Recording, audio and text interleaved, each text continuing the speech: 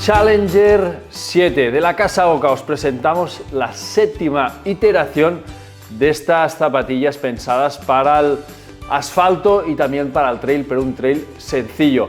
Primera cosa, ha desaparecido, por lo menos en la página web, el ATR. Aún así, en la lengüeta lo siguen incorporando, así que me voy a referir a ellas como Challenger 7, pero lo podéis encontrar seguramente en muchos sitios como Challenger ATR 7. Zapatilla de 150 euros, 252 gramos, 207 gramos en la versión de mujer. Unas zapatillas que, como os he dicho antes, se vuelven más asfalteras todavía respecto a la versión anterior, y yo creo que es ideal para todos aquellos que uséis unas zapatillas tanto para correr en asfalto como para la montaña, siempre y cuando respetéis el tema de terrenos fáciles. Yo las he podido probar durante 4 semanas y os voy a contar mi opinión, mi experiencia en este review. Así que quédate, que ahora os lo cuento todo.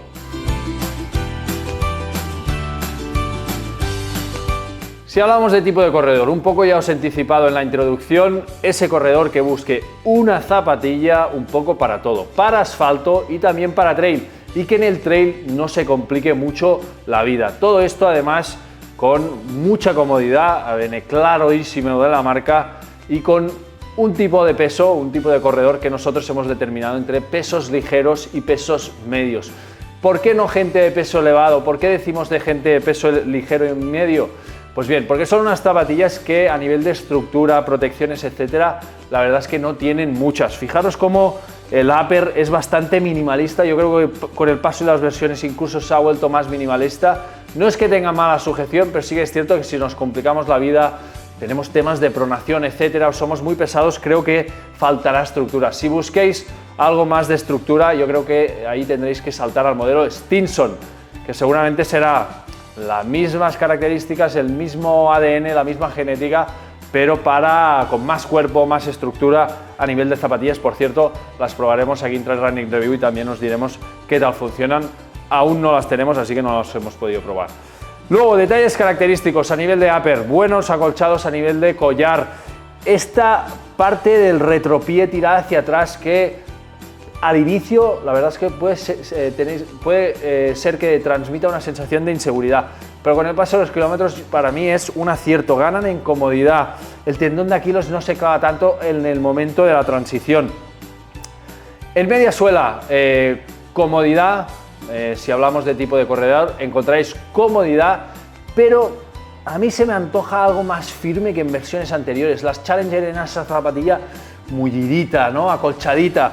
Y ahora se han vuelto, no digo que sean duras, pero aquí se han vuelto un poco más firmes. En este sentido ganaremos en estabilidad y también en dinámica, pero para mí pierden un poco la esencia de mollidito que tanto nos gustaba. En definitiva, si sois corredores que busquéis asfalto y también trail en tipo de terreno, hablaremos más al detalle, buena opción para gente de peso ligero y peso medio.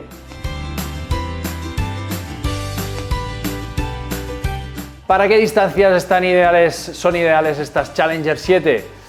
Pues bien, a ver cómo os lo cuento. Yo creo que son para distancias medias idealmente, maratón o ultras cortas, menos de 50 kilómetros, etc. Ahora bien, creo que para muchos de nosotros que nos adaptemos a este tipo de zapatillas y siempre y cuando, lo repito, se respete el tipo de terreno, incluso podemos correr largo con ellas, unas 100 millas o maratones o ultras largas con ellas siempre y cuando corramos sobre terrenos fáciles. ¿Por qué? Porque a nivel de amortiguación tenemos mucha, a nivel de estructura sí que es cierto, por eso os digo lo de adaptación, tenemos más bien poca, a nivel de protecciones también poca.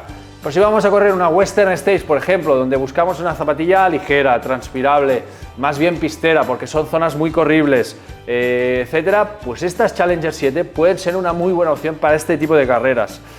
Amortiguación, aquí lo veis, drop de 5 milímetros, casi característico en Oka, perfiles altos detrás y delante. La verdad es que no los especifica, quizás los puedo encontrar, no los especifica aquí en la web. Y creo que en este, a veces lo pone aquí en el modelo, pero en este caso no, pero ya os puedo decir que serán seguramente parecidos a las Speedgoat, es decir, estaremos hablando sobre los 30 milímetros en la zona trasera y 25 o incluso un poquito más en la zona delantera a nivel de milímetros de perfil. Esto nos ofrece mucha amortiguación, además una amortiguación que, aunque no tenga placa protectora, con estos perfiles la verdad es que nos protege mucho de las irregularidades del terreno si pisamos piedras, etcétera. Como ya os he comentado, un EVA, en este caso, algo más firme que en versiones anteriores, cosas buenas y cosas malas en este sentido. Buenas, obviamente, mayor estabilidad, mayor protección, cosas que perdemos la esencia de ese mullidito tan característico. Eso también nos hace ganar en durabilidad en cuanto a compactación del compuesto, que yo creo que en esta versión se compacta un poco más tarde que en las versiones anteriores. A nivel de horma para correr largo, más bien tirando a universal ancha, pero deciros que Oka tiene la versión ancha white que podéis adquirir también en su página web.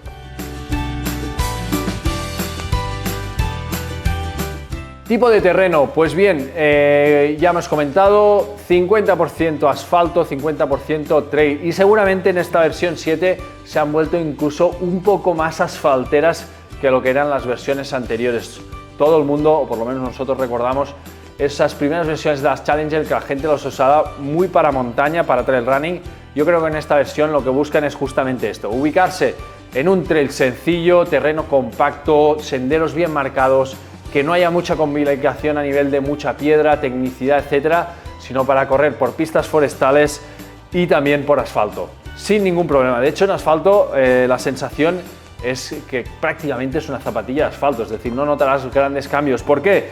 Pues en parte por esta suela partida en dos, como podéis ver aquí, un taqueado pequeñito, 3 milímetros de prominencia, suficiente para dar un agarre relativamente bueno en subidas o en bajadas sobre terrenos fáciles y pistas forestales, y que en cambio no nos molestará cuando pisemos asfalto en ningún caso.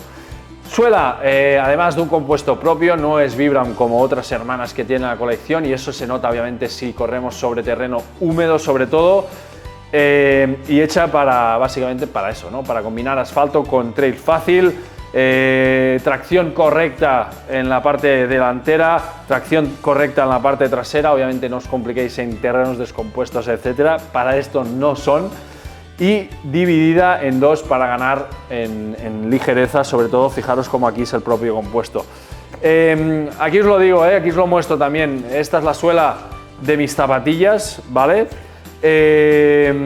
Fijaros cómo la zona de espuma se ha compactado con el impacto de los kilómetros. Obviamente es algo, yo creo que la durabilidad en Oka no es una de sus fuertes, es una zapatilla pensada para 600-800 kilómetros como máximo, pero sí que es cierto que yo no he tenido problemas usándolo para lo que lo son, ¿no? Terrenos asfalteros y también trail fácil. En la zona trasera algo más de desgaste, y en la zona delantera, en la zona obviamente donde buscamos más adherencia, más agarre, algo más de efectos de erosión, ¿no? En la media suela se mantiene muy correcta, como os he dicho, la compactación ha ganado, creo, en este sentido, y el upper, que yo creía que era bastante delicado, fijaros como de momento se mantiene bastante bien en las zonas de flexión. No podemos experimentar, no hemos visto zonas de riesgo en este sentido, y una zapatilla que, para los que la adquiráis, es para correr en asfalto o trail fácil, obviamente por estas características, y esta es la ubicación de la marca.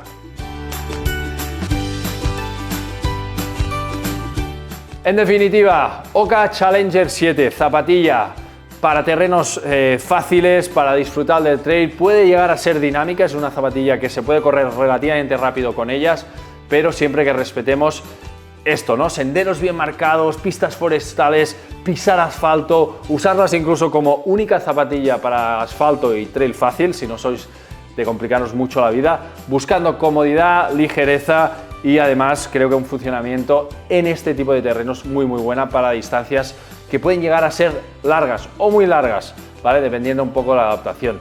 Nosotros las hemos probado, aquí tenéis un poco la review con los pros, los contras, cosas a mejorar también en la página web, la review completa la tenéis ahí. Así que nada más, muchas gracias y hasta la próxima.